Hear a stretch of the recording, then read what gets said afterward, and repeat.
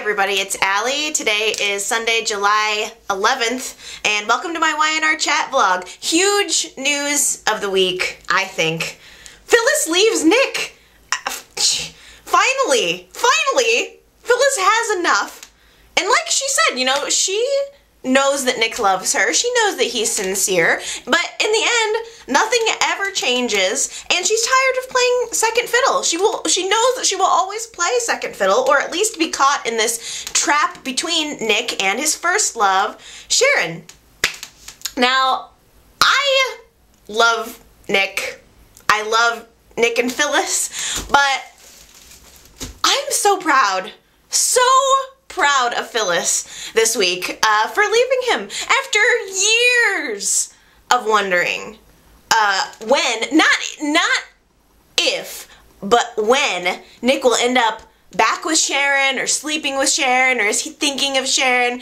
After all of this time, Phyllis finally had the guts to break loose on her own, and I was very proud of her. She walks out of the tack house, lugging her suitcase behind her, closes the door on Nick and that part of her life. And what I'm hoping is that the next door that she opens will be the door to the penthouse. I would love to see Phyllis and Sharon living together. Please tell me that is where this is going, because I will be thrilled. I would love to see these two women living together, raising their kids, gaining their strength, getting their strength back, you know, and enjoying life post Nick, you know, and I think it would be very entertaining. And maybe one night, I'm just saying, who knows, maybe one night they have a little too much wine and things happen. That's all I'm saying, is maybe. Great moment of the week. Adam has his butt hauled out of the mental institution where he was pretending very well to be insane and thrown in to the same jail where Nick has been sitting for weeks on a charge of his murder. It was awesome to finally see those two brothers come face to face after all of the madness surrounding Adam's death. Adam was smug as ever when he was talking to Nick. He was basically like, look, you may get me on eluding the police, but you will not get me on any of these charges. And Nick just looks at him and says, you know, you might as well have a flashing sign over your head that says sociopath.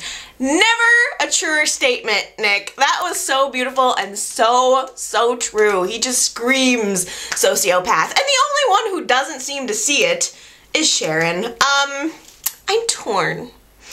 I'm torn because on the one hand, I think this woman is insane. You can't save someone from himself, and how could she even stand to be in the same room as Adam, let alone give credence to his story?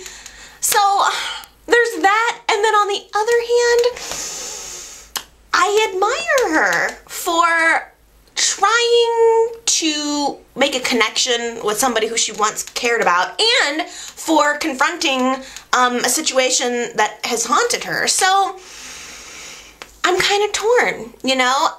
This week, Adam confessed to Sharon that he didn't actually kill Hightower, that he had planned to kill Hightower, but that at the last minute he saw Sharon and she convinced him to change and to not do it. And then he ended up taking it a step further, and he said to her, I need you. You're the only one who can save me. I need you. And Sharon didn't even have a reaction. She literally teared up, turned around, and walked out of the jail, which I think says a lot. I honestly think that speaks volumes. I think she's still fighting feelings for him, you know? I mean, wouldn't it be nice if we could just make our feelings change or make our feelings go away just like that, poof? But it doesn't work like that, you know? I also really think that Michael Mooney, he's impressing me this week, I have to say. I started out really not liking him, but he's kind of growing on me. I don't know if it's just me or if the actor is making some changes or what, but I just feel like he's doing really well lately. He seems to have kind of sunk into the role. Maybe it was the break that he took. While Adam was dead. I don't know, but he seems much more comfortable. He seems to be taking a lot more risks that I think are really paying off. The insanity in the courtroom, pretending to be insane, like it was very Rain Man, like hot water burn baby.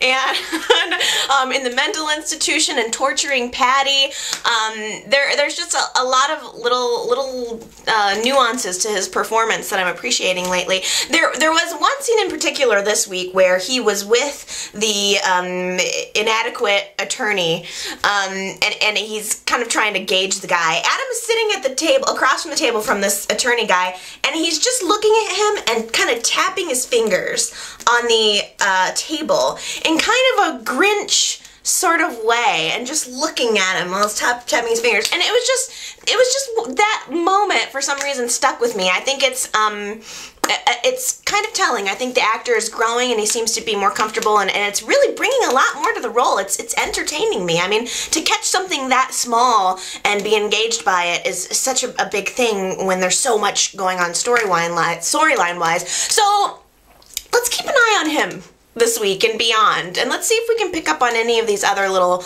nuances in his performance. And feel free to leave me a comment and let me know what you guys notice and what you guys think. Now, I did not like Adam's haunting of Patty. It was hard to watch that, I have to say. What a poor, tortured soul she is. The devil made me do it. That was sad. And Paul's love for his sister gets to me every time. It has really been a pleasure to see more depth from Paul. And the scene in the courtroom where he was antagonizing Patty to get her to prove that she doesn't have a sense of reality, and then holding her afterwards and apologizing. It was very emotional, and I was with Paul in that moment, and it's been really wonderful to see this side of him. I've really enjoyed it. So did Patty kill Hightower? Because I still feel unclear, and maybe it's just me. Maybe that's the intent. I don't know. I guess it's kind of like where Patty and Adam's deranged minds meet is like a smoke cloud for me that I just can't seem to see through. It's like, I don't know if reality is intentionally being blurred, you know, as kind of part of the experience. If it is, it's very good, because I still feel confused. In a strange way, though, whether Patty killed Hightower or not, which I guess is the most likely scenario and absolves Adam in a storyline kind of way, although I still feel like it's ambiguous. But in a strange way, it still was a happy ending for Patty, the poor tortured soul that is Patty Williams. She's sentenced to basically life in a mental institution, which is probably where she belongs, and where she seems to accept that she belongs. For her to draw kitties and dream of Jack forever. Okay, well, I did not make a video last week because it was the 4th of July, so I feel like I owe you 2 videos this week. So I'm gonna make this the end of part 1 of the video series for today, and I'm gonna post another video to follow up. There's still a lot of good stuff happening in Genoa City that I can't wait to comment on, so you'll definitely want to check it out. It will be posted shortly, and I will see you then.